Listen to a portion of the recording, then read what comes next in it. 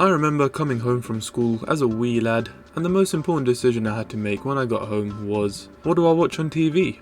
If you couldn't find anything on TV, then you'd go to your collection of these round things called CDs, pick a movie and stick it in this machine called the DVD player. God, I feel really old having to explain what a DVD player is. But today, ladies and gentlemen, we will be looking at childhood movies that we all loved watching. Well, I loved, but I think most kids did. Now, Scooby-Doo was my shit. You know those days where you tune into Boomerang and it would be like a Scooby-Doo day where the entire day all they played was Scooby-Doo episodes? Those days felt like Christmas to me. I'd seen all the Scooby-Doo movies as a kid, and I even enjoyed all of them. Shout out to this Scooby-Doo movie, because this one was low-key hella underrated. What the hell is even that? But the one we're obviously going to talk about, the original Scooby-Doo movie from 2002. The gang and Scrappy-Doo, justice for my boy Scrappy man, are invited to this amusement park called Spooky Island, run by none other than Mr. Bean. Mr. Bean believes that dodgy voodoo doo-doo shit is happening all over the island, and he wants the Mystery Inc. squad to help figure out what the hell is going on.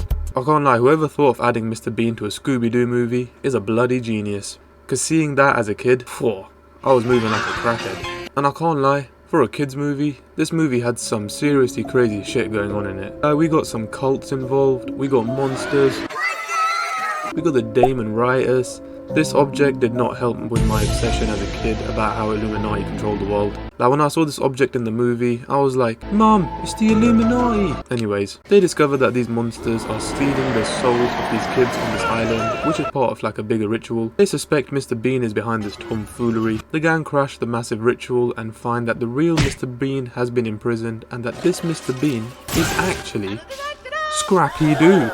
Crazy plot twist, right? This shit had little me so perplexed. Like, Scrappy-Doo? How? Scrappy-Doo was farming all these human souls to absorb them and transform into this. Yeah, he got done dirty with that beer belly, man. The gang destroy the ritual machine, Scrappy-Doo goes back to being 3'1", and the island is safe. Absolute cinema. This movie is your typical 2000s comedy slop. Objectively, yeah, it's not a great movie, but I loved it. I can imagine my parents seeing me watch this and being like, honey, what the f*** is our son watching? We have failed our boy. But frankly, I couldn't care less if my parents liked it or not. I was here for some Scooby-Doo-ness, and I got that Scooby-Doo feeling from this movie. Also bro, Matthew Lillard was born to play Shaggy, man. This guy was the perfect actor for Shaggy. So big him up. He's never won an Oscar, but he's still brilliant. Now everyone had movies they'd watch during Christmas. You've got the obvious ones like Home Alone, Elf, but Are We There Yet was a staple for me. I rinsed the hell out of this movie. Now this movie is about Ice Cube, kind of a dick. Who the f*** honks at a little specky kid? You run them over. Nah, I'm joking. You want a piece of me? He also assaults another kid. So in the first 5 minutes of this movie, he squared up to one kid and assaulted another kid. I think you get the gist. He's an angry black man. He sees Debbie after a long time and lets his dick lead the way. He sees that she's got 2 kids, does a U-turn and says, Oh man, she's a breeder. What? Anyway, this man hates kids so much, he even sees her in need of some jump starts and says, hell no. But then goes back, helps her. Anyway, he's trying to woo her, but her 2 kids, Kevin and Lindsay, ain't having that shit cause these kids' OG dad went for some milk and, well, he came back. Round of applause, ladies and gentlemen. Woo! Yep, he came back and then divorced Debbie. Yeah, that's why the kids don't really want to see their mama getting with different dudes because they still believe that mum and dad are going to get back together some way, somehow. Debbie gets a sudden work trip and she's got a fly to Vancouver the night before New Year's Eve. Such a great friend. Her kids were going to join them by coming with the OG dad, but he cancels on them. So she's pissed and upset because, you know, what's she going to do now? That's when Ice Cube's like, I'll drive him down. Oh, that's so sweet. So yeah, we get a road trip with Ice Cube and these 2 terrorists. Cause you see these 2 dent his car, You got $400 right? for me?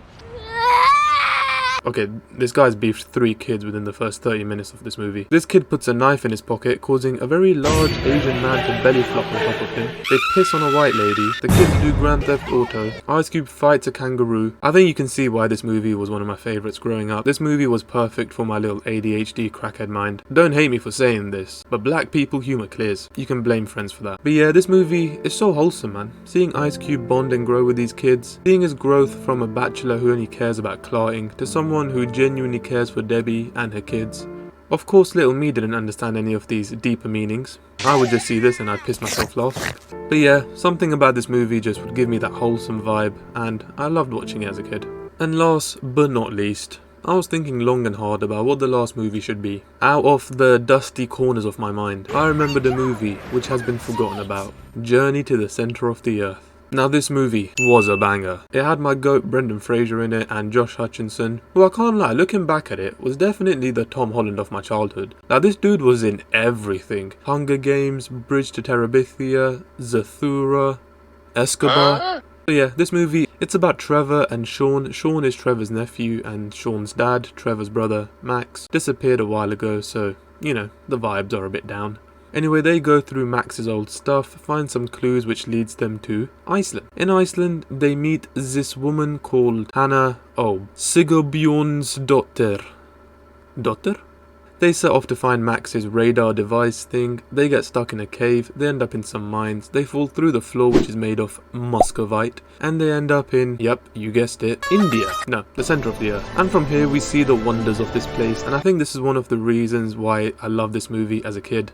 Seeing a place like this, it really unlocked my imagination and made little me believe that these places could really exist. I mean, it still could, what do I know? But you get the point, right? Like, movies like this allowed a little kid like me to dream about what there could be in the world before I got introduced to, like, taxes and shit like that. Nowadays, if I watched it, I'd probably be like, man, look at that shitty CGI dinosaur. Which I can't even lie, the CGI was great for that time. But as a kid, I watched movies like this, Zathura, Bridge to Terabithia, and my mind would just be blown away. I would be immersed into the world. They also find Max's body. Very underrated sad scene. This shit always used to get me, man. Seeing Sean, a kid a few years older than me, finding his dead dad. Shit always used to get me, man. Damn onions. Yo, I can't lie, Josh Hutcherson actually used to be in some hella sad scenes and movies. I don't know why he used to do so many sad scenes, but he used to do them pretty well, so fair enough. They spend the rest of the movie trying to find a way to the surface before the temperatures rise so high that they get baked, like my mum's chicken puff pastries. But yeah, that was Journey to the Center of the Earth, a truly special movie. Like I said, I related to Sean in this movie. I loved the world in the center of the earth. Brendan Fraser, the GOAT. I don't remember much of the girl, I'm very sorry. This was one of those movies for me that I had on DVD growing up, and I would just watch it like on a weekly basis. So yeah, let me know in the comments down below what your childhood favourites were. There were so many movies that I jotted down. I'm definitely going to have to make a part 2 to this, just for myself to go back and reminisce about some of these movies, because yeah, I enjoyed making this video. But I will see you guys in the next video. Take care. Bye.